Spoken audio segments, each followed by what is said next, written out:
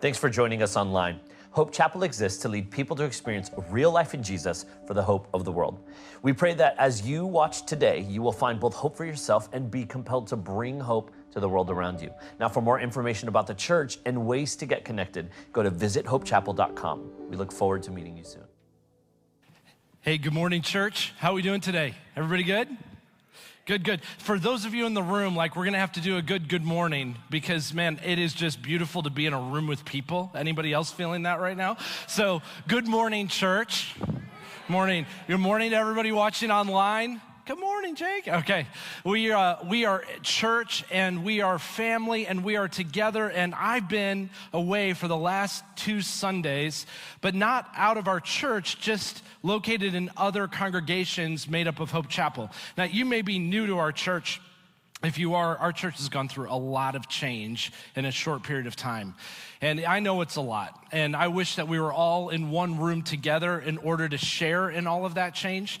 But we got to January of this year becoming one church expressed in 3 different locations. After merging with a church we've had great relationship with in Lee's Summit and another one that we have incredible relationship with in KCK, our 3 churches have come together to be one church expressed in 3 locations, which meant that when we got to Easter in the middle of this crazy pandemic, we also changed name as a church. We had planned to do that beforehand. In fact, we announced our church name on Super Bowl Sunday. I feel like it's a sign of God that the Chiefs won the Super Bowl the same day we announced our new name. Anybody else? Yes, if there's ever a sign of God, that's our sign of God.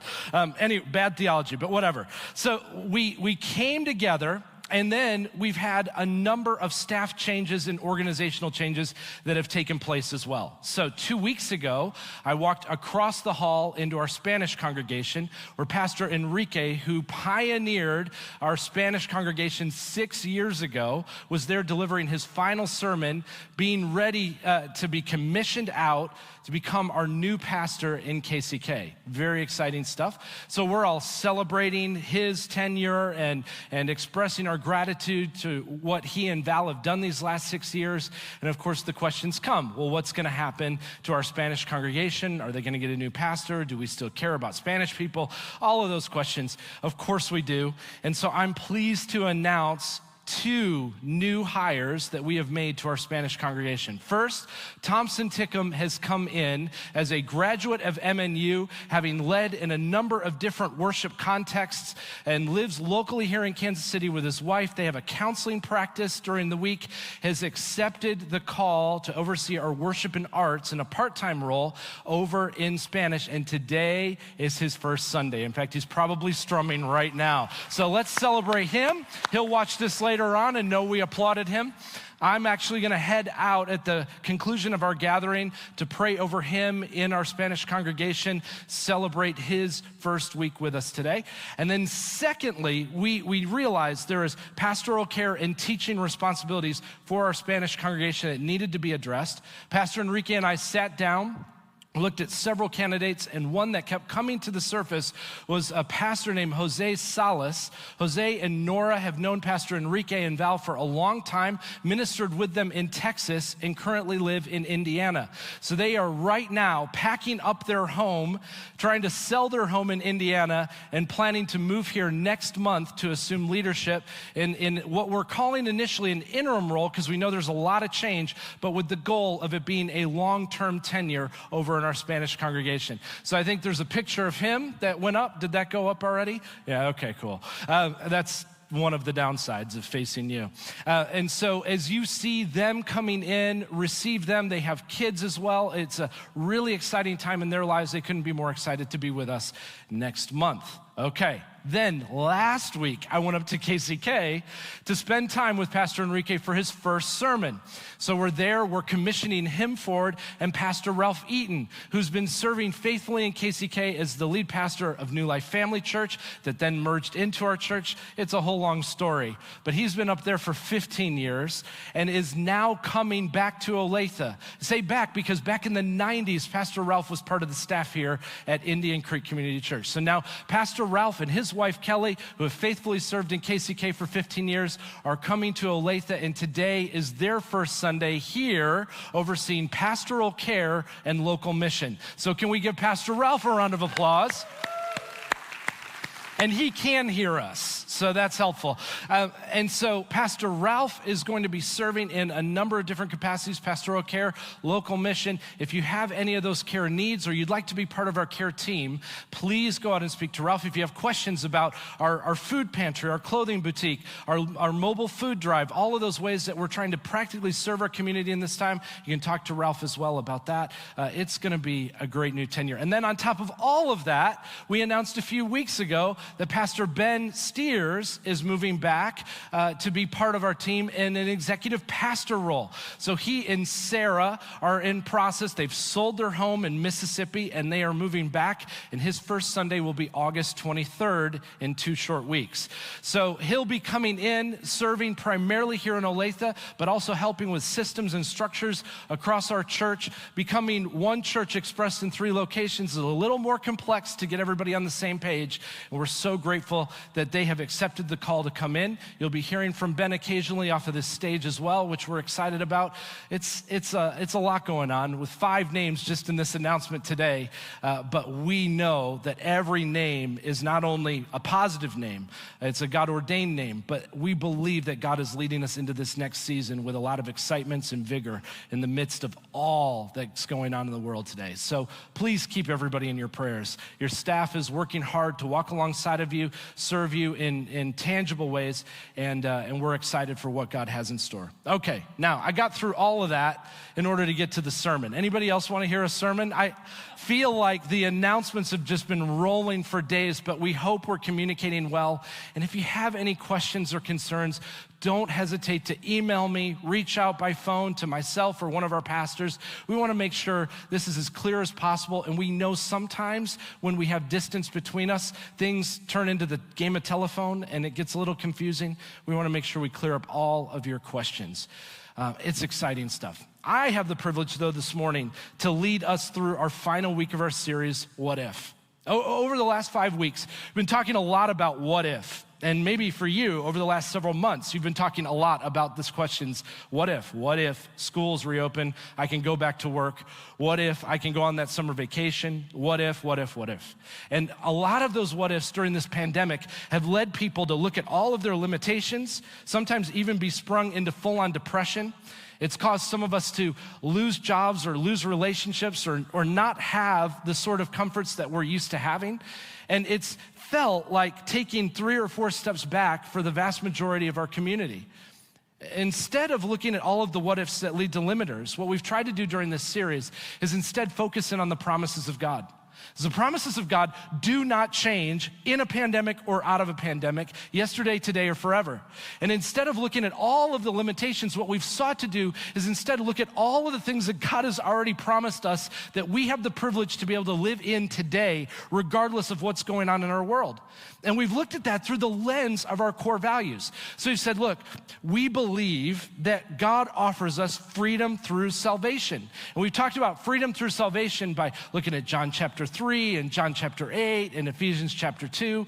We said the promises of God are filled with freedom and joy and life, not just for the here and now, but for all of eternity. And then we said God promises us this idea of grace that happens best through abiding. John chapter 15, I am the vine, you are the branches, abide in me. Know me, experience my love. John chapter 1, Christ becomes flesh and dwells among us. The beauty of what it means to walk in the promise of God through all of this is that God longs to draw close to you in the midst of isolation, in the midst of worry and fear and doubt. God's promise to you is that he will never leave you nor forsake you. Then we said God offers us love through authentic community, not just with him, but also with one another. He's made us for community, which is maybe why you felt a little bit like something is off, because you felt disconnected from community during this season, or family or friends or coworkers, whatever it is that's created that distance or where you felt that distance. There's a desire for love love inside of every human being. Yes, to be loved by God, but to be loved by others and to be accepted by others. And God, through his promise, has aligned us often to live in relationship with him, but with one another through this thing that we call the church. So we looked at Acts chapter 2, verses 42 through 46, which is a picture of the early church. And then last week, we talked about the idea of growth that happens best through transformation. It's the idea that God promises, I'm not just gonna meet you, but I'm also gonna develop you into my likeness. None of us are the finished article. None of us are the finished product. We've all got so far to go, and God says, I'm gonna lead you through every iteration. Now, here's the reality with all of this. We can live in the midst of the promises of God, but living in the promises of God at times feels scary and overwhelming. I was reminded of this when I was spending time with my 7-year-old daughter. We were driving to summer camp here at the church, and we pull into the parking lot, and she's been enjoying summer camp all year long, or all summer long, and she's in the back seat, and she just starts with lips quivered. You know, when little kids, especially little girls, and you're the daddy, like, it just gets really messed up. They can manipulate you, and you know that, and yet you don't care. I mean, that's kind of what's going on. She says, Daddy, I really don't want to go to summer camp today. I said, what's wrong, honey? You've loved summer camp all summer long. She says, I had a bad dream 2 nights ago that the teacher was in the room, the students were in the room, and then everybody got up and left and shut the lights off, and I was left alone at the table in the dark, and you had forgotten me. And I said, honey, I would never forget you. And it took about a good 5 to 10 minutes in the car of me bartering with her. I won't forget you. You can make it through the day. For her to finally have the courage to put on her backpack and go, okay, and walked through the door, finally found her classroom. At the end of the day, I pick her up. I put her in the car and I said, how'd you do? She goes, well, I had a moment at lunch where I was like, is he really coming back? And I was like, as though like I forget my kids all the time or something. And yet at the end of the day, I remembered you said you would come and you did. And as I'm driving away from the parking lot, I started thinking about how this is such a picture of where many of us are at in our faith with God right now. Where we've lost jobs and we've lost relationships, we've lost all of these things through a pandemic. Fears and anxieties and doubts about whether or not God's actually gonna sustain us and be there to pick us up at the end of the day. And yet, God, I think, as a father, is looking at each one of us going, I'm still coming, I'm still there. My promises haven't changed, I'm with you.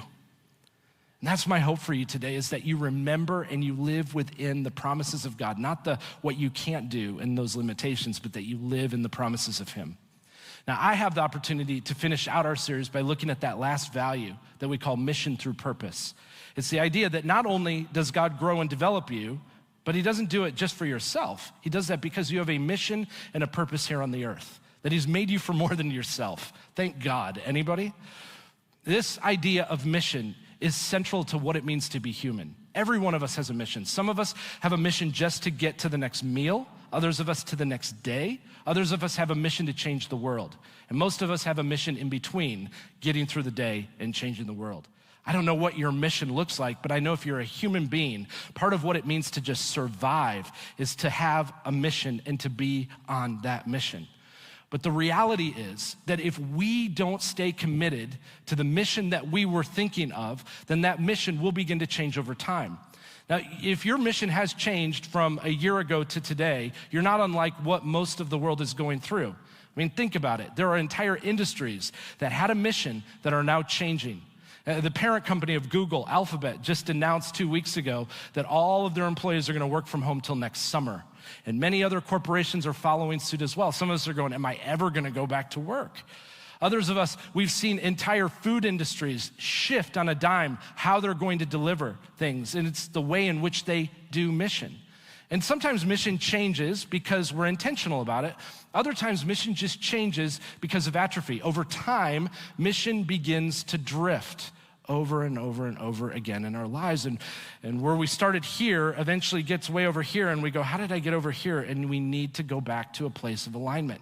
My guess is in this season, with the amount of changes that have been going on, it's possible that within your faith, your mission has drifted, and it's very easy to do. You know, there's a story of the 1300s back in the Middle Ages in Europe, where loan sharks were taking advantage of the poor and the marginalized. It seems like it happens in every generation. But people would bring their possessions to loan sharks who would then turn around and charge them 20, 30, 40% interest, as high as 80% interest on their things in order to just get food for the day. And so the church, at that time, the Catholic Church, looked out and saw this and developed these, what we call modern day food banks, but these food banks that also needed to be subsidized in some way to stay open. And so the idea was you would come through the door and a friar would meet you. You would bring your possessions and they would charge you very minimal interest, just enough to keep what is called a mount of piety open. And these mounts of piety opened all over, not only the 13, 14, 1500s, throughout countries like Italy and Spain and places where the church was predominant. But it opened up in a way to serve the needs of the poor. And yet, by the time we get to the 1700s and the 1800s, the mission begins to drift. And somehow, what started as a mount of piety ended up as Pawn Stars. Now, here's what I mean. Where we get the concept of the pawn industry is from a mount of piety, that somehow over here, in trying to care for the needs of the poor, we ended up finding a way to maximize an entire industry to turn people's careers into television stars. And it's so easy that one step after another step evolves into something completely different. That when we look at our own lives, we realize, man, that's kind of me and my faith, if I'm honest. We go back, if we're Christians in the room, and we say things like, man, 5 years ago, 10 years ago, 20 years ago, I had this moment, this epiphany, where like I knew that I needed God. And maybe it was in my bedroom, or maybe it was in a church service, or maybe it was over a cup of coffee with somebody else. But I realized in that moment that the grace of God was all that I needed, and that everything that I had believed in this life was just, it was less than, until I came to this place where I received Jesus as my Lord and Savior. And I was not only promised eternal life, but like the grace of God so washed over my soul that things were never going to be the same again. And in that moment, all you thought was, I just want everybody else to experience what I've experienced. I want everybody else to know what I know. And so maybe you found yourself sharing your faith. And if you've spent time with somebody who's new to faith, then you know that experience. You know what it's like to spend time with somebody whose faith is just infectious because they've had this deep revelation of God, and it's compelling. But then over time, things like pandemics happened, and maybe you went through a marriage and a divorce, or maybe you had some kids and things went really sideways there, or maybe you had a couple of career changes, you moved house, or life just changed. Maybe you went to a church and like the pastor just didn't talk like he used to, and the friends that you had just changed over time. Maybe like you just felt different. And slowly, the mission began to drift away. We've been talking a lot these last few weeks and months about masks. We've been talking a lot these last few weeks about social justice. We've been talking a lot about all of these subsidiary things, and yet what can easily happen in a season like this is that the simplicity of the gospel, the good news of Jesus, begins to erode in our lives, and no longer is our life mission driven by the simple gospel of Jesus. It's driven by a whole lot of other things within our faith. And this morning, we have this opportunity in a focused way to just have one of those moments that clicks and goes, that's the mission. That's right. That's what this thing is all about. It's not about how many songs we sing. It's not about how many people are in the atrium. It's not about how often I can go to work and in the office or work from home. It's not about any of those. It's about this simple gospel, that the gospel of Jesus still changes lives for all of eternity. And I can have all these rights and privileges stripped, but at the end of the day, if the promise of God is freedom through salvation, meaning my future is secure, I don't have to wonder. I know my future is secure. And grace through abiding, that I can be in this place knowing I'm gonna mess up sometimes, but God's grace is abundant and He wants to draw close to me. And love through community, the human longing to be loved by God and by others, that's promised to me. And growth, that God's not finished with me. And mission, the idea that God made me for a reason on this this earth, that those promises are there, then that means that most of the other human longings of my heart that are leaving me restless are filled with things like materialism and wants and desires that have absolutely nothing to do with what is core and central to being human and having a relationship with him. And my hope for all of us is that we might just slowly bring ourselves back to the mission of what it means to experience hope in Jesus. You know, the tagline of our church is to find hope and to bring hope. We just want you to find hope. The hope lies in Jesus. The hope lies in him. And it's so easy to forget this. It's so easy to move on. The Bible talks a lot about this. It says it's possible that you can hear all of this and then just forget it and walk away. It's kind of like forgetting your face. James 1, 23 and 24 says, anyone who listens to the word but does not do what it says, this is the person who forgets their face. The person who forgets what they look like, forgets what their mission is. The Bible talks a lot about returning to things where you came from, as though we get off base. He looks at Hezekiah and Job and Elijah and says, move back to where you came from. In Revelation, we see the church in Ephesus who forgot their first love. And the writer says, move back to where you came from. Sometimes it's not so much about discovering new things as much as it is just getting back into alignment. And so my hope for you, as your hope probably is as well, is that you may experience the goodness and the grace of God. I love what Francis Chan says about our faith. As the author says, if life is a river, then pursuing Christ requires swimming upstream. When we stop swimming or actively following him, we automatically begin to be swept downstream. You gotta be willing to be intentional about this. And hopefully today is somewhat of a wake-up call. It kind of reminds me of Alfred Nobel. Alfred Nobel, born in Sweden, is raised up as an entrepreneur and an inventor. When he sees one of his siblings die from a horrific accident, he realizes that perhaps there would be something out there that he could invent that would somehow create a better pathway for other people so they don't end up in the same tragedy. He has 300 plus patents to his name, and one of them was dynamite. Dynamite became the big seller in Alfred Nobel's life, and he made an unbelievable career out of selling dynamite. Finally, the military starts buying it as an act of war. He never intended for that to be the usage of it. But he gets towards the end of his life, and his brother dies. And a French newspaper thinks that Alfred dies. So they have his obituary ready to go, as they do with many famous people, and they post it in the newspaper. And here's Alfred Nobel reading his obit in a French newspaper. Most of us will never have that opportunity to read what other people have to say about us before we die. But what he reads is that this is a greedy madman, a master of war and destruction and pain. They look at his invention of dynamite and say it's been used to kill thousands of people in acts of war.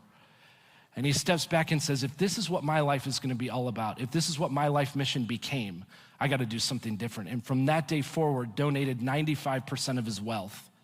His final act, his trust, became, well, an award. 5 different categories, one devoted to peace, the one that we all know. This idea of having a wake-up call is something that I think every one of us needs on a regular basis, to be able to come back and to say, this is what matters most.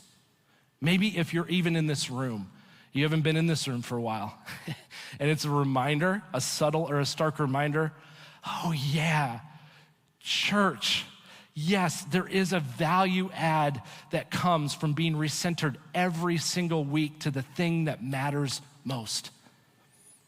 It's the life of Jesus. Now, sometimes when we have this mission drift, what we want to do is get out our personal growth plan. We want to develop something. And I'm going to ask you not to do that. I know that personal growth plans are filled with new disciplines and strategies and all of that stuff. I'm just going to say, push all that to side. What we don't need is a better version of you. Here's what I'm going to ask you to do instead. I'm going to ask you to look at the life of Jesus. And here's what I want you to do. As you begin to look at the life of Jesus, I want you to consider juxtaposing that with your life as well. In our staff training this last week, we talked a little bit about this. This quote I love from David Benner says, paradoxically, we come to know God best not by looking at God exclusively, but by looking at God and then looking at ourselves. Then looking at God and then looking at ourselves.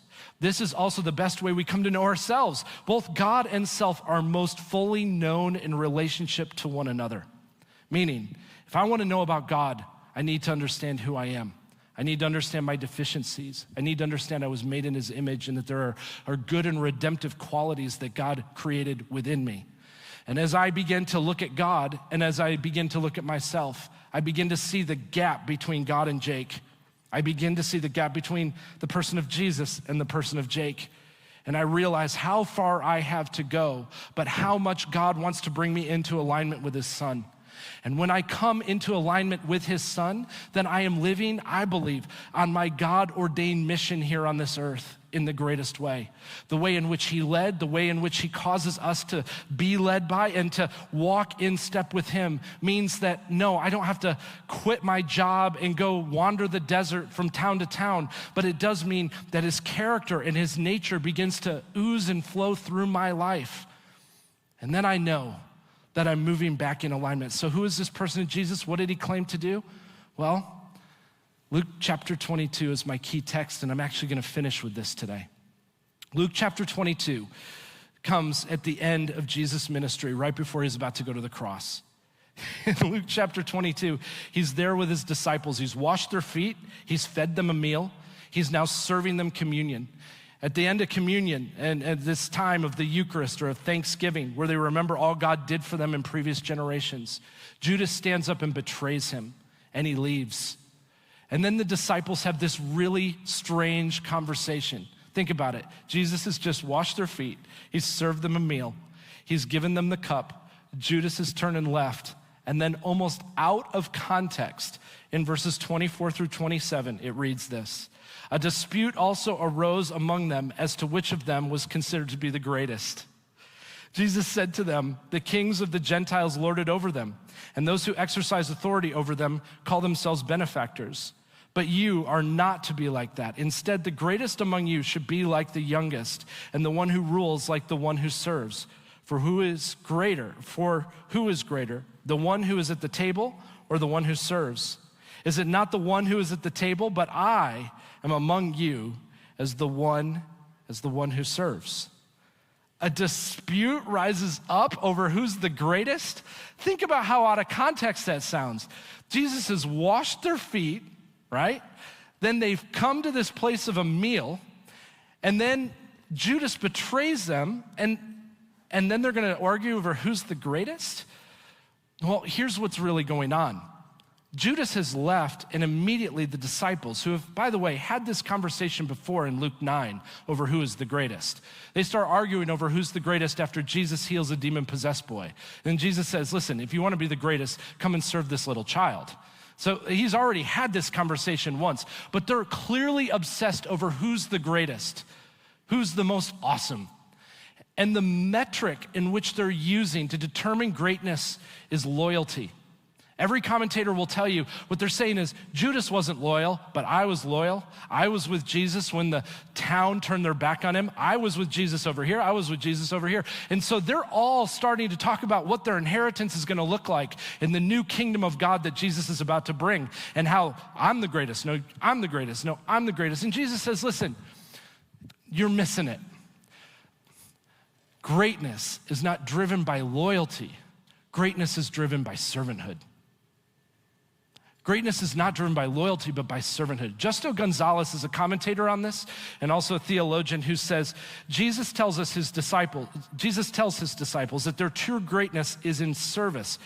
Does this mean that loyalty to the Lord is not important? By no means, but it does mean that true loyalty to this strange Lord of ours, who is among us as the one who serves, lies precisely in serving as he himself serves. What does Jesus do? He doesn't just tell them to serve, but then, after telling them to serve, goes to the garden, prays, then is arrested, then is beaten, whipped, flogged, and crucified as the servant of all. He doesn't just tell them to be the servant of all. He literally models immediately after this what it means to be the servant of all by going out and willingly sacrificing his life as a sign of hope for all of us today. Do we understand that loyalty alone, just intellectual agreement with God, occasionally going, aren't I loyal to God in those quiet moments alone, is not just what Jesus is looking for. He's actually calling us to serve. He's calling us to serve not only him, but he's also calling us to serve one another. And in the middle of this time, when it feels like people are disconnected, it can feel a little overwhelming to think, well, how on earth do I serve people? But actually, this is the call. See, you have, if you're a follower of Jesus, you already have the hope that he offers in Freedom, Grace, Love, Growth Mission. But it doesn't mean your neighbor does. It doesn't mean your sibling does, or your parent or your child. It doesn't mean that your coworker does. There are so many people in our world today that are looking at all of the uncertainty without any hope in their lives. And there's an opportunity for each one of us as the church of Jesus to be able to step into those places, not through trying to smash the Bible down their throats, but by simply serving. It reminds me a little bit of what Matthew chapter 5 says, when Jesus says, let your light shine before all men, that they may see your good works and glorify your Father in heaven. That they see your good works and glorify your Father in heaven. In other words, how are people gonna come to that place of glorifying God? As we serve. It's not gonna be based on, oh my gosh, he is so loyal. But it's based upon our willingness to step in and to love others really well. And so how do you do it? I know some of you are watching online. Doctor's orders, you're in, and you're gonna be in for a little while. We don't want you to feel like you're any less a part of what's going on here today because of that. You're loved. The same promises for you are in this room for all of us who receive them. But service probably looks really strange right now. Challenge for all of us is to determine how might we respond to getting life back on mission. If we've drifted away and we just can't serve the way that we used to, we can't live the way that Jesus lived, because we feel like so many things are in front of us, maybe we could take a step back and go, God, as I look to you and then I look to myself, I need to come in alignment. Show me where I need to be led into. If you're at home, it may be just simply serving by praying for those that you know are in need, by being able to make a phone call to somebody or hop on FaceTime or Zoom or Skype or whatever you use in order to just interact with someone in face-to-face contact. For some of us, it's gonna mean, as we have this beautiful reopening plan that we're gonna talk all about right after this, it may mean stepping in to a children's ministry position, not because maybe you even like kids, but because you realize that some who do just can't be here right now. And that's what it is gonna take for some people to receive the gospel of Jesus that you've already received. Maybe it's gonna mean you just having a coffee with a neighbor on your front porch, socially distanced, and just be able to interact with their fears and anxieties about life. Maybe it's gonna mean for you to step in and to faithfully give financially to our church in a time where others have lost their jobs. Serving and giving your life away is part of what it means to experience the life and the purpose and the love of God. It's in the times when I've had the greatest need that I found serving most rewarding. So maybe you are in survival mode. Maybe you are in that place where you're just going, I just feel maxed. May you trust in the promise of Proverbs that says that he who refreshes others will himself be refreshed. He who refreshes others will himself be refreshed. It's a prayer that I pray over my life over almost every single day. That as I devote my life to Christ, he will sustain me. That as I walk in alignment with him, that he'll lead me into my purpose and plan. I don't have to worry and fear. If you're in worry and fear, come on, we're probably way over here, and it's time to bring it back to what matters most. and be reminded of the goodness of God over your life. I want to pray for you. Our team's going to lead us in a time of response, but I'm simply asking this morning that you'd take a moment to do some introspective work and say, God, do I need to be led back into alignment? Has this thing been more about just loyalty than it has been about servant of all? I don't need to be the greatest. I just want to be found with you. Let's not overcomplicate this thing. Let's get back to what matters most. Would you pray with me? Thank you for listening. For more information, go to visithopechapel.com.